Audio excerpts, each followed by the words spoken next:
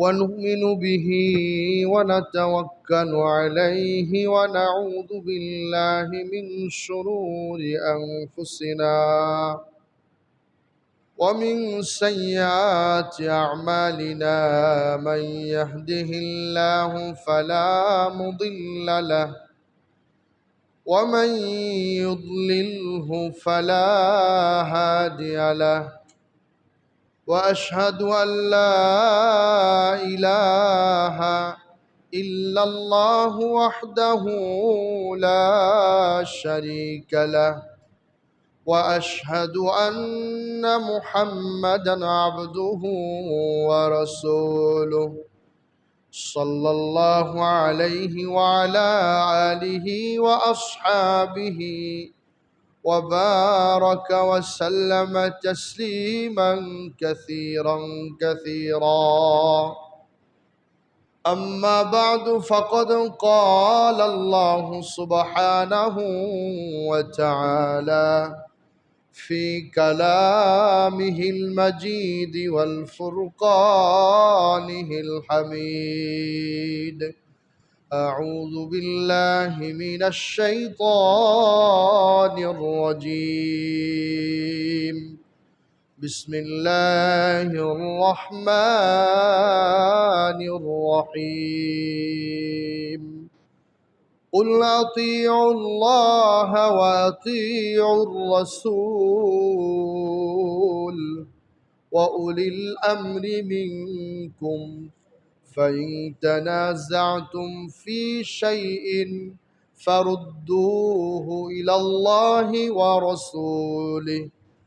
وقال رسول الله صلى الله عليه وسلم: تركت فيكم أمرين لن تضلوا ما تمسكتم بهما: كتاب الله وسنة رسوله. صدق الله العظيم وصدق رسوله النبي الكريم ونحن على ذلك من الشاهدين والشاكرين والحمد لله رب العالمين। মুআজ্জাজ মুহতারাম সম্মানিত দিনদার মুমিন মুসলমান ভাইরা আমার, সর্বোপরি মাইকের আওয়াজ যে পর্যন্ত দেয় সম্মানিত দিনদার মুমিন মুমিনাত, সকল দিনদার মুমিন মুসলমান ভাইরা আমার, আমরা সকলে সে আল্লাহ সুবহানাহু ওয়া তাআলার দরবারে শুকরিয়া আদায় করছি যে মহান মালিক আল্লাহ সুবহানাহু ওয়া তাআলা আমাদেরকে প্রতি জুমার ন্যায় আজকেও সলাতুল জুমা আদায় করার জন্য সলাতের পূর্বেই রেলওয়ে স্টেশন জামে মসজিদে আসার এবং বসার তৌফিক দিয়েছেন। এই জন্য সকলেই সমস্বরে সেই মহান মালিকের দরবারে কৃতজ্ঞতা আদায় করি। সকলে জবান খুলে বলি আলহামদুলিল্লাহ। লাখো কোটি দরুদ সে মহামানবের শানে, যার মোহাব্বত, যার ভালোবাসা অন্তরে লালন থাকলে, যার মোহাব্বত, যার ভালোবাসা অন্তরের মধ্যে লুকায়িত থাকলে তার শাফাত পাওয়া অতি সহজ হয়। সে মহামানবের শানে সকলেই সমস্বরে সুউচ্চ কণ্ঠে মহব্বতের সাথে দরুদ পড়ব। সকলে জবান খুলে বলি সাল্লাল্লাহু আলাইহি ওয়াসাল্লাম। মুআজ্জাজ হাজিরিন, আমি আল্লাহ তাআলার কোরআনুল কারীমের অসংখ্য অগণিত আল্লাহ তাআলার বাণী মুবারকের কোরআনুল কারীমে লিপিবদ্ধকৃত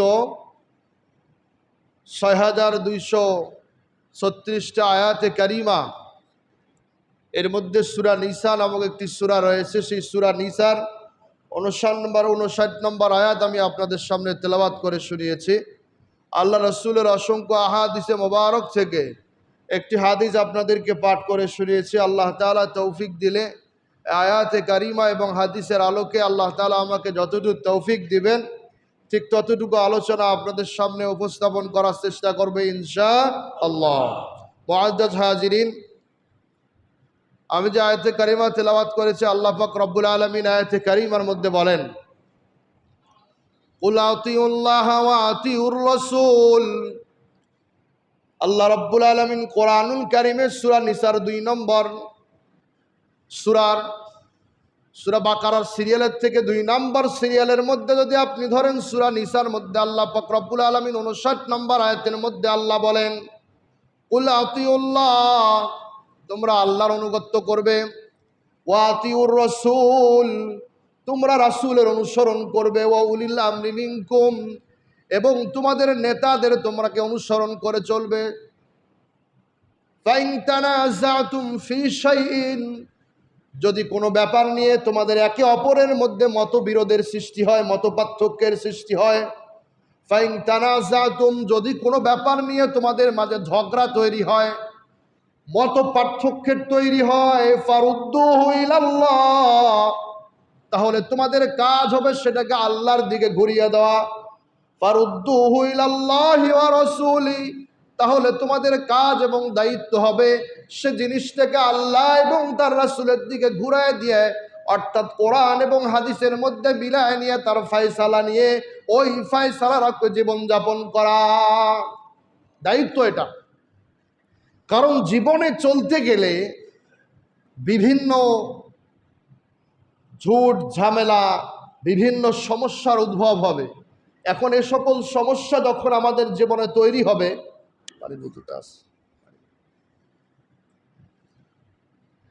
এ সকল সমস্যা যখন আমাদের মাঝে তৈরি হবে, এখন এই সমস্যার সমাধান কি? এই সমস্যার থেকে উত্তোলনের পথ কি? কোন সিস্টেমে এই সমস্যার থেকে বের হয়ে আসতে পারবো?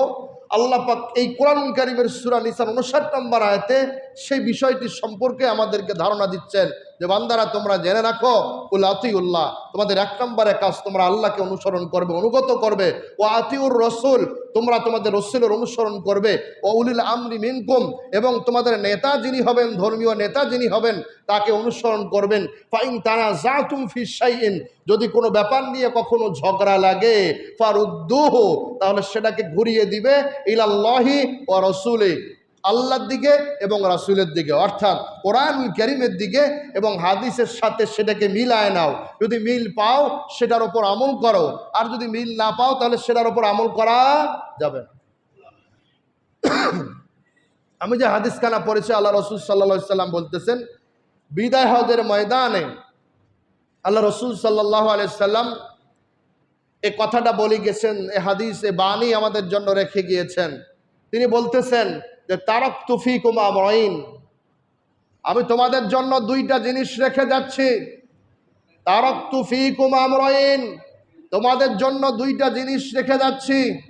লান তাদিল্লু, তোমরা কখনো পথভ্রষ্ট হবে না।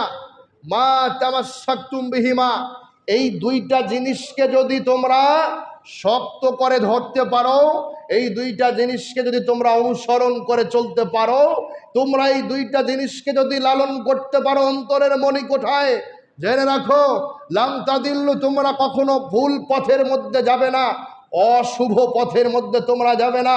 লান তাদিল্লু, কখনো তোমরা পথভ্রষ্ট হবে না যদি তোমরা এই 2টা জিনিসকে আঁকড়িয়ে ধরো। আল্লাহ রাসূল সাল্লাল্লাহু আলাইহি সাল্লাম যখন এ কথা বললেন, সাহাবায়ে কেরাম জিজ্ঞাসা করলেন, ও পয়গম্বর, সেই 2টা জিনিস কি? আল্লাহ রাসূল সাল্লাল্লাহু আলাইহি সাল্লাম বলেছেন, কিতাবাল্লাহি, এক হচ্ছে আল্লাহর কিতাব, 2 নম্বর ও সুন্নাত রাসূলি, আর আমি রাসূলের সুন্নাহর উপর যারাই ঐক্যবদ্ধ থাকবে, যারা এই 2টাকে অনুসরণ করে চলতে পারবে, এই 2টা পথ নির্দেশিকা অনুযায়ী জীবনযাপন করতে পারবে, তারাই জীবনে সফল কাম হবে। তারা এর বাহিরে যারা জীবনযাপন করবে, এরা প্রত্যেকেই পথভ্রষ্ট হিসেবে গণিত হবে, এরা কেউ সঠিক পথ খুঁজে পাবে না।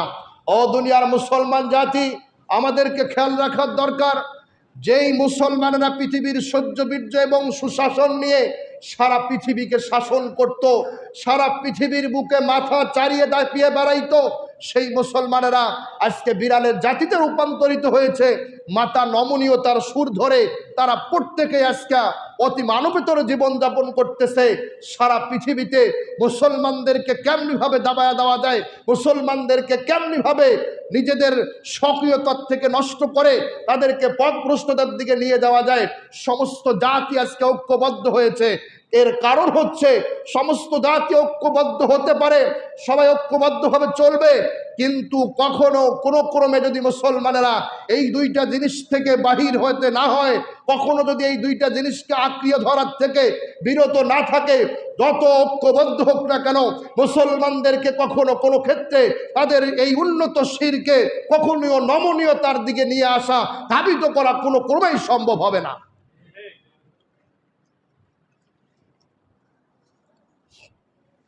কোনো ক্রমে এটা সম্ভব হবে না।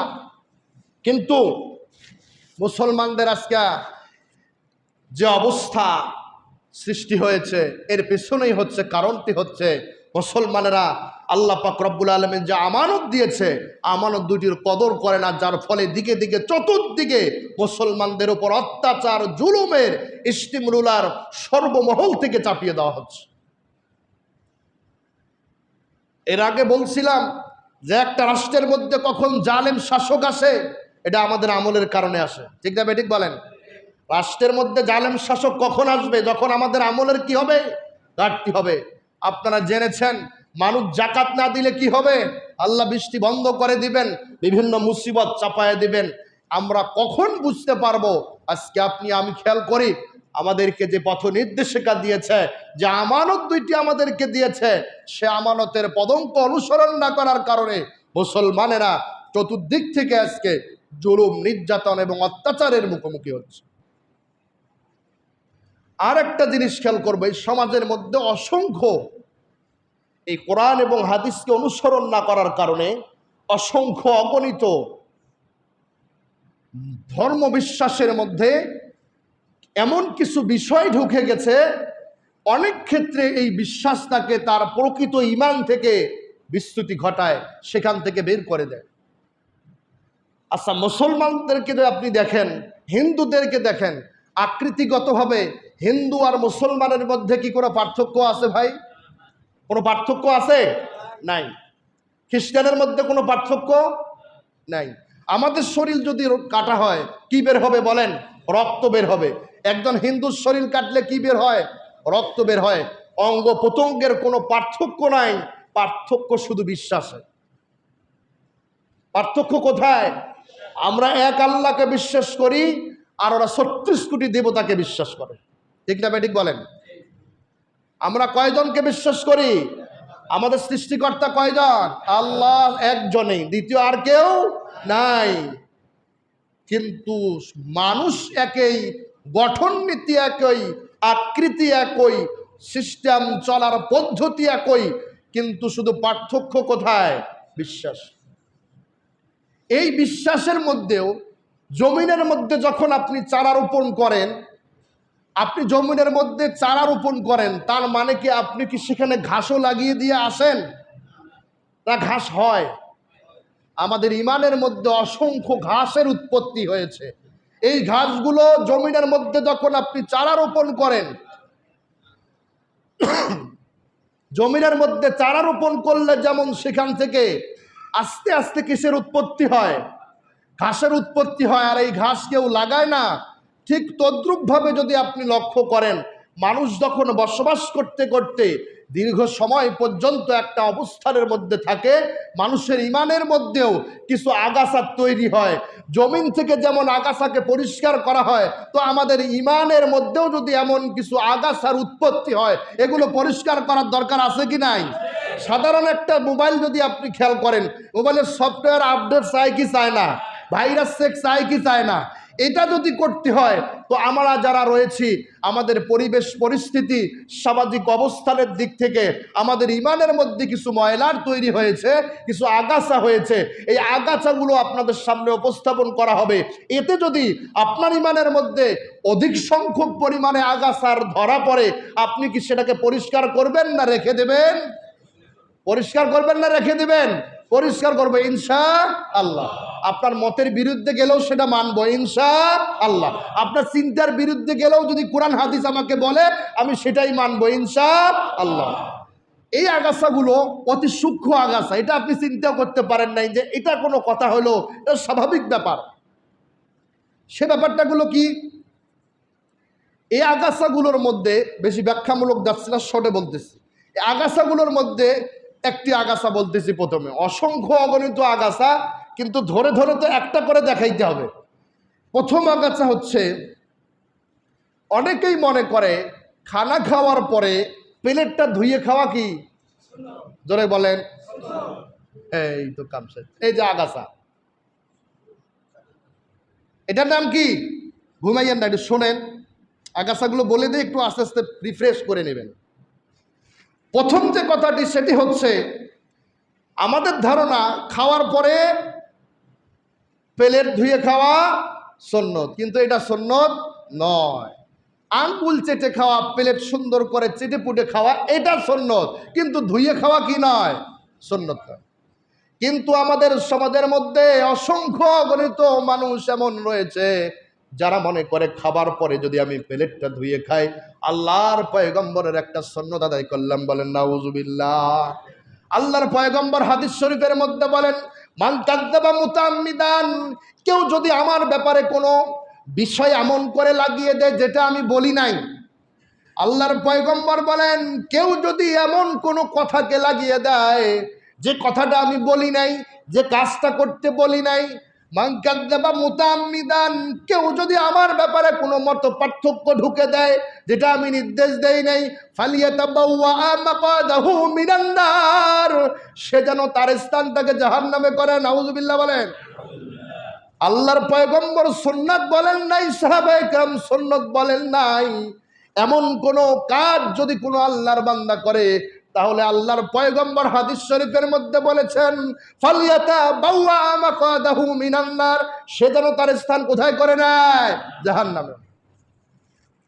এখন আমি তো এটা সুন্নত মনে করে, আমরা অনেক আবেগী লোক, এটাকে সুন্নত মনে করে অনেকেই করছি, করি কি করি নাই? হাদিস শরীফের মধ্যে আসছে, আল্লাহ রাসূল সাল্লাল্লাহু আলাইহি ওয়াসাল্লাম, আনাস রাদিয়াল্লাহু তাআলা আন্না রাসূলুল্লাহ সাল্লাল্লাহু আলাইহি ওয়াসাল্লাম, রাসূল সাল্লাল্লাহু আলাইহি ওয়াসাল্লাম বলেছেন যে, কানা ইদা আকালা তুআমা, কেউ যদি কোনো খাবার খায়, কি খায়, কোনো খাবার খায়, লাইকা আসাবিআহু, লাইকা আসাবিআহু সালাসা, আল্লাহ রাসূল সাল্লাল্লাহু আলাইহি ওয়াসাল্লাম বলেছেন, রাসূল যে কোনো খাবার খেলে, যেটা ওই উপযোগী খাবার খেলে, তিনি 3 বার হাত আঙ্গুল চেটে খাইতেন। সুবহানাল্লাহ বলেন। কয়বার বলেন? 3 বার। আমরা অনেকেই খানা খাই, দেখবেন যে এইদিকে এদিক ময়লা সব ঘুরতেছে, আছে কিনা এইরকম। এইটা আপনি সেই সিস্টেমে খাবেন।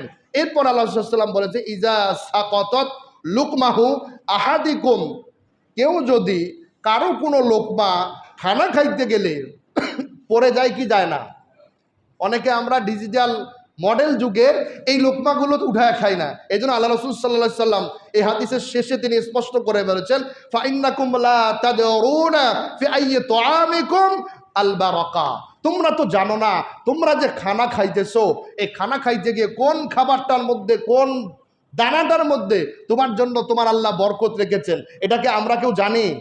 সুতরাং খানা খাইতে গেলে যদি খানা যে কোনো একটি দুইটি পড়ে যায়, এগুলো ধুয়ে খাওয়া সুন্নত, এবং আঙ্গুল চেটে পুটে প্লেট সুন্দর করে চেটে পুটে খাওয়া কি সুন্নত। তাহলে আগাছা ছিল কি খাওয়া, ধুয়ে খাওয়া সুন্নত। এটা কি সুন্নত? না, এই বিশ্বাস রাখবো না, এতে আপনার ঈমান নষ্ট হবে না, কিন্তু আস্তে আস্তে ঈমান তো ক্ষয় দেওয়া শুরু হবে, নাকি বলেন? এই জন্য বাঁচতে হবে আপনাকে। এটা সুন্নত নয়, বরং বিজ্ঞান এটাও প্রমাণ করে দেখিয়েছে, মানুষ যখন খাবার খাওয়ার পরে সুন্দর করে হাতটাকে চেটে পুটে খায়, বিজ্ঞান প্রমাণ করে দেখিয়েছে, মানুষ যখন খানা খাওয়ার পরে হাতটা চেটে পুটে খায়, এই আঙ্গুলের মধ্যে যখন তার সুন্দর করে মুখটাকে লাগায়, বিজ্ঞান প্রমাণ করেছে মানুষ খানা খাওয়ার পরে তার হাতের মধ্যে কিছু প্লাজমার জন্মগ্রহণ করে। কি জন্মগ্রহণ করে? প্লাজমা জন্মগ্রহণ করে। এগুলো যদি মানুষ চেটে পুটে খাবার খায়, সুন্দর করে চেটে খায়, পেটের মধ্যে গিয়ে এই প্লাজমাগুলো যে আল্লাহ তৈরি করে দিয়েছেন, পেটের মধ্যে গিয়ে খাবার হজম শক্তি বাড়ানোর জন্য এটা সহায়ক ভূমিকা পালন করে। বলেন সুবহানাল্লাহ। অনেকে চেটে খায় না, ডাইরেক্ট যা প্লেট সব কিছু রাখছে যা সব হাতটা ধুয়ে ফেলে। আগে চেটে খাবো, এর দ্বারা কি উপকার আছে না ক্ষতি? উপকার। সুন্দর করে চেটে খাবো, এর দ্বারা হজম শক্তিকে এই বিজ্ঞান প্রমাণ করেছে কিছু প্লাজমার উৎপত্তি হয়, এই প্লাজমাগুলো পেটের মধ্যে গেলে পেটের হজম শক্তিকে বাড়ায় দেয় কে? আল্লাহ। এই জন্য খেয়াল করে পড়তে হবে যে এমন কোন সুন্নতকে সুন্নত মনে করা যাবে না যেটা আল্লাহ রাসূল সুন্নত বলেন নাই। এরপরে 2 নম্বর আর একটা আগাছার কথা বলতেছি, আরো একটি আগাছা, সেটি হচ্ছে খাওয়ার পর মুখে ও পায়ের তালুতে সুন্দর করে, আমার মুরব্বীরা বলে হাতের তালু, এবং খাবার পরে কি করা, মুখে ও পায়ের তালুতে হাত মাসেও করা, এটা আবার কি সুন্নত? নাউজুবিল্লাহ বলেন। আল্লাহ রাসূল কোনোদিন এ কথা কয় নাই। এমনি আদব বলতে পারেন, সামাজিকতা বলতে পারেন, প্রচলন বলতে পারেন, কিন্তু এটা সুন্নত বলতে, কথা বলেন, সুন্নত বলতে পারেন না। এটা কখনো সুন্নত হতে পারে না। কারণ অনেকেই এটাকে সুন্নত মনে করে, যদি কেউ সুন্নত মনে করলে গোনা হবে। আপনি এমনি যদি ওটা করেন এতে কি নাই, অসুবিধা নাই, কিন্তু আপনি যদি মনে করেন সুন্নত, তাহলে সেটাকে গোনা হবে। কারণ ওই হাদিস আপনি খেয়াল করেন, যেটা রাসূল সুন্নাত বলেন নাই, রাসূল যেটা বলেন নাই, সেটা যদি আপনি সুন্নত মনে করেন সেটা গোনা হবে। তার কারণ হচ্ছে আল্লাহ রাসূল সাল্লাল্লাহু আলাইহি ওয়াসাল্লাম হাদিস শরীফের মধ্যে বলেন, ফাইন্না খায়রাল হাদিসি কিতাবুল্লাহ, যত কিতাব দুনিয়ার বুকের মধ্যে রয়েছে সমস্ত কিতাবের মধ্যে শ্রেষ্ঠ কিতাবের নাম কোন কিতাব? আল্লাহর কথা, আল্লাহর কিতাব। ও খায়রাল হাদি হাদি মুহাম্মদ সাল্লাল্লাহু আলাইহি সাল্লাম, যত হিদায়াত দেনেওয়ালাকে আল্লাহ দুনিয়ার মধ্যে পাঠিয়েছেন সমস্ত হিদায়াতের পথ দেখানেওয়ালাদের মধ্যে শ্রেষ্ঠ মুহাম্মদ সাল্লাল্লাহু আলাইহি সাল্লাম। ওয়াশাররুল উমুরি মুহদাসাতুহা, ওয়াশাররুল উমুরি মুহদাসাতুহা, আর প্রত্যেক নতুন আবিষ্কার যেটা ধর্মের নামে চালিয়ে দেওয়ার নাম হচ্ছে অবৈধ কুসংস্কার। নতুন আবিষ্কার যদি আপনি করেন ধর্মের নামে, যেটা ইতিহাসের মধ্যে নাই, হাদিসের মধ্যে নাই, আল্লাহর পয়গম্বর করার নির্দেশ দেন নাই, সাহাবায়ে কেরাম করার নির্দেশ দেন নাই, এমন কোন কর্ম যদি আপনি সেটাকে তাদের নির্দেশিত পথ অনুযায়ী করেন বলে আপনি মনে করেন, এটা গুনাহ হবে কি হবে না?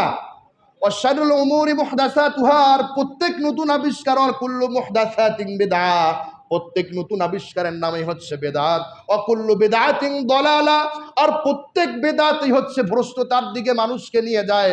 আমরা কি ভ্রষ্টতা চাই না সঠিক পথ চাই? সঠিক পথ চাই। কুল্লু বেদাতিন দলালা, প্রত্যেক বিদআতই হচ্ছে ভ্রষ্টতা। কুল্লু দলালাতিন ফিন্নার, আল্লাহর পয়গম্বর হাদিস শরীফের মধ্যে বলেন প্রত্যেক বেদাতেই মানুষকে জাহান্নামের দিকে দিন দিন নিয়ে যায়। প্রত্যেক ভ্রষ্টতাই মানুষকে আস্তে আস্তে জাহান্নামের দিকে নিয়ে যায়। আমরা তো জাহান্নামের দিকে যাইতে চাই না। এই জন্য আমাদের ইমানের মধ্যে যদি এমন কোনো আগাছার উৎপত্তি হয় যে আগাছাগুলো কোরআন হাদিসের সাথে সম্পর্ক নাই, সেগুলোর থেকে বের হব ইনশাআল্লাহ।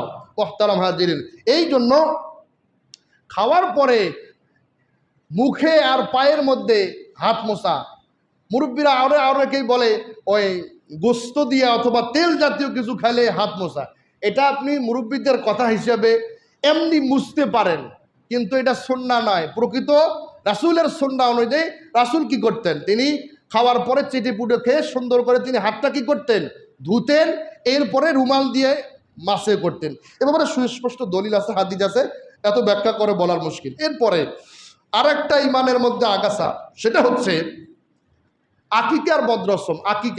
আকিকা করে না, বাচ্চা জন্মগ্রহণ করার পরে কয়দিনে আকিকা করা সুন্নত? সবাই বলেন ভাই, 7 দিনে আকিকা করা সুন্নত। এরপরও চাইলে আপনি যদি তখন করতে না পারেন, পরবর্তীতে করলেও সুন্নতটা কি হয়ে যাবে, আদায় হয়ে যাবে। এখন আকিকার গোস্তর মাসালা কি কয়, এই গোস্ত ওই বাচ্চাকেও খাইতে দেবে না, আবার বাপ মাকেও খাইতে দেবে না, কিন্তু এটা কোনো সুন্নাত তরিকা না। বরং এত কষ্ট করে বাচ্চা জন্ম দিয়ে ছাগল জব করি বলে বাপ মার খাওয়া যায় না, এটা কোনো কথা হইলো? বরং বাপ মা 2 পিস বেশি খাইতে পারে, কোনো সমস্যা নাই।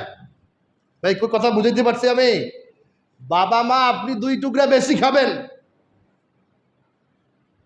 এটা হলো ওজন করছে, হলো মানতের গোস্ত খাওয়া যায় না। ধরেন একটা বাচ্চা অসুস্থ, আমি মানত করলাম আল্লাহ আমার বাচ্চারা যদি একদম সুস্থ হয় আমি একটা ছাগল কি দেব, এইটা মা বাবাও খাইতে পারবে না, ওই সন্তানটাও খাইতে। ভাই কথাটা বুঝতেছেন? পেঁচ লাগাইয়ের না। আকিকার গোস্ত ওই বাচ্চাও খাবে, পারলে বেশি খাবে, তার বাবা মাও খাবে, দাদা দাদি যত আত্মীয় স্বজন সবাই মিলে খাইতে পারবে, এতে কোনো সমস্যা নাই। কিন্তু মানতের গোস্ত, মানত কোনটা? জানের বদলে জান, যেটাকে আমরা বিশেষ করে সহজ ভাষায় বলি, এইটা যার জন্য মানত করা হয় তিনি এবং তার পরিবার না খাওয়া কি উত্তম, খাওয়া যাবে না এটা। কারণ এটা হলো মুসিবত, কে আপনি বাড়ির থেকে কি করতেছেন, দূর করতেছেন, আপনি সেটা খাইতে পারেন না, এই জন্য এর থেকে বিরত থাকা। এরপরে ইমানের আর একটা আগাছার নাম হলো ওই খাতনা করার সময় বিয়ের অনুষ্ঠানের মতো আয়োজন করা। খাতনা বোঝেন নাই? এ তো ভালো বুঝছেন সবাই। খাতনা বা সুন্নাত করা, এইটা করার সময় যে বিবাহের আয়োজনটা করা হয়, এটা কোনো শরীয়ত সমর্থিত কোনো পদ্ধতি নয়। এটা আপনি যে আনুষ্ঠানিকতা, খাতনা একটা সুন্নত, খাতনা করা কি, কিন্তু এই সুন্নতের মধ্যে আপনি শত শত বিদআত ঢুকিয়ে দিচ্ছেন। তো আপনার সন্তানের বরকতের জন্য আপনি যে কাজ করতেছেন, বরকতটা হয় কেমনে? যে বরকতের ঘানি আপনি চাপাইছেন, যে অনুষ্ঠান বল লাগাইছেন, এর সুন্দর করে মানুষজন বউ ভাতের আয়োজন করে, আর কাটে কি আর ডাকায় কাদেরকে? দেখেন তো জ্বালাটা কি ভাই। শুনতে খারাপ শোনা গেলেও কথাটা কি অযৌক্তিক? সুন্নাত করবে, খতনা করবে, এখন ডাক দিয়ে এলাকার 14 গোষ্ঠী জানায় দিচ্ছে, হ্যাঁ আমার ছেলে এখন উপযুক্ত ছেলেই রূপান্তরিত হচ্ছে।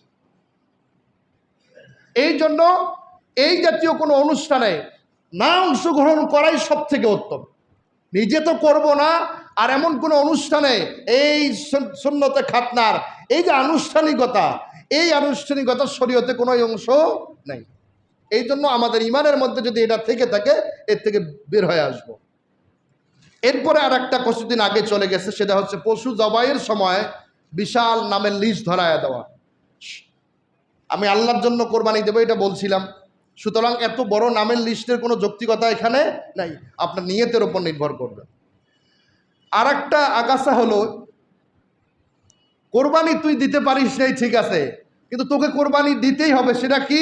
কমপক্ষে একটা হাঁস অথবা মুরগি হলেও কোরবানি নিতে, কোরবানি করলে ওই সওয়াব পাওয়া যাবে। নাউজুবিল্লাহ বলেন, আছে না এরকম? আপনি এমনি জব করে খান, কিন্তু ওই কোরবানির নিয়েতে কি করা যাবে না? কোরবানি করা যাবে না। এরপরে আর একটা আগাছা আমাদের কথার মধ্যে, সেটা হচ্ছে মেহেদি। মেহেদি আছে না, মেহেদি পাতায় বলেন অথবা প্যাকেটজাত, এটাও তো মেহেদির এক প্রকার, অটো সেটা রিফারিং করে প্রক্রিয়াজাত করা হয়েছে। মেয়েদের পায়ের মধ্যে মেহেদি লাগানো শোনেন নাই মনে হয়? মেয়েদের পায়ের মধ্যে মেহেদি লাগানো কে বলেন তো একজন? আমার রাসূল দাড়িত মেহেদি দিছে, এই জন্য আমার মেয়েদের পায়ে মেহেদি দেওয়া। আপনি না দেন সেটা ভিন্ন কথা, কিন্তু এটা সুন্নাহকে এখানে টেনে নিয়ে এসে, তাহলে আল্লাহ রাসূল তো পানিও ব্যবহার করছে, এখন তুমি পানি ব্যবহার করো কেন?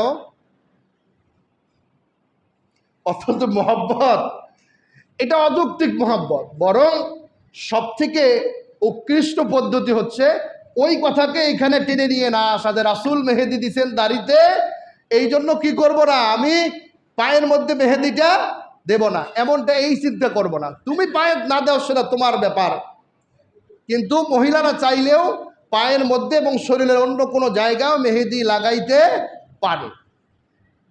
এটা বিষয়ে কোনো আপত্তির কিছু নাই। কিন্তু আপনি রাসূল দাড়িতে মেহেদি দিছে, আপনি এইটা বলে পায়ের মেহেদি দিতেছেন না, এত অতিভক্তি ভালো না। আপনি অনুসরণ করবেন, কিন্তু এইটাকে এইখানে টেনে নিয়ে আসবেন না। এরপরে আমাদের ইয়ং জেনারেশন বিশেষ করে যারা আছেন, এরা কি করে? হাতের মধ্যে মেহেদি দেয়, দেয় কি দেয় না? পুরুষের জন্য স্বর্ণের কোনো জিনিস ব্যবহার করা, বুঝতে পারতেছি কথা? স্বর্ণের কোনো জিনিস ব্যবহার করা, হাত পায়ের মধ্যে কোথাও মেহেদি লাগানো, এটা সম্পূর্ণ শরীয়ত পরিপন্থী এবং হারাম। এগুলো কি করা যাবে না? পুরুষের জন্য লাগানো যাবে না। কিন্তু অনেকে আমরা দেখি যে আঙ্গুলের মধ্যে সুন্দর করে এদিক এদিক মেহেদি লাগায়া আমাদের ইয়ং জেনারেশন বের হয়। এটা কখনো শরীয়ত সমর্থিত কোনো শুদ্ধ পদ্ধতি হতে পারে না। যতটুকু পারি এগুলো থেকে বিরত থাকবো। সম্মানিত উপস্থিতি, সময় সংকীর্ণতার কারণে বাকি বিষয় আমরা পরবর্তীতে ধারাবাহিক আলোচনা করব। আর আমাদের ইমান থেকে এই রকম কোনো আগাছা পেলে আগাছাগুলো দমন করার চেষ্টা করবো ইনশাআল্লাহ।